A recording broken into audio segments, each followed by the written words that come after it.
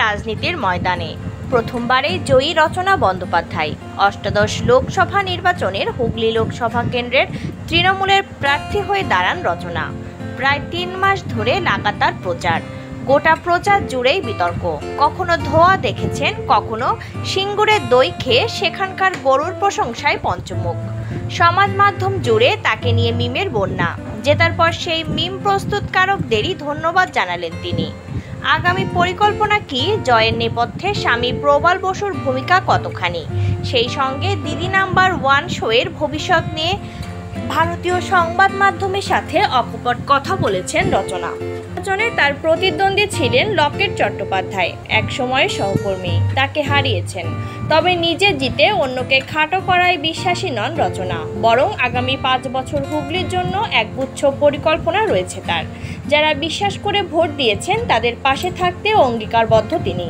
অবশ্যই এই মুহূর্তে কলকাতায় ফিরে আগে ছেলের সঙ্গে কয়েকটা দিন কাটাবেন তিনি। রচনা বলেন, গত কয়েক মাসে একদম সময় দিতে পারিনি ছেলেকে। জেতার পর আমাকে বলছে মা আমাকে এবার সময় করে দেবে, এ নিয়ে ওকে ঘুরতে যাব।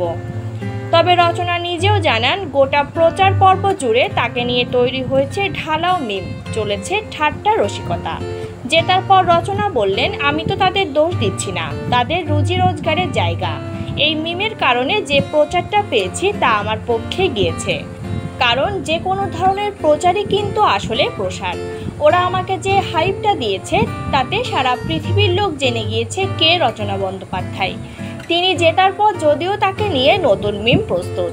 সংসদের রচনা এবার বলো বললেই নাকি কথা বলবেন সকলে, যদিও গোটাটা শুনে অট্টহাসি অভিনেত্রী।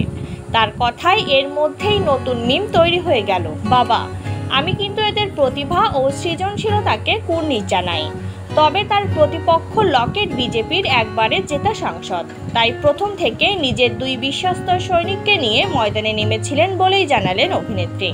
রচনার কথায়, আমার এই জয়ের কৃতিত্ব দেব প্রবালকে, অভিনেত্রীর স্বামী, ও অশেষ পালকে, অভিনেত্রীর দাদা। এই 2 জন অক্লান্ত পরিশ্রম করেছেন। সাংসদ হিসেবে নতুন দায়িত্ব নিতে হচ্ছে। তবে কি দিদি নাম্বার 1 শোয়ের ভবিষ্যৎ অনিশ্চিত? খানিক অভয় দিয়েই রচনা জানালেন, কোনো দিকেই অসুবিধে হবে না, 2 দিকেই দায়িত্ব পালন করবেন তিনি। হয়তো তার কষ্ট হবে, কিন্তু তিনি করতে নিশ্চিত।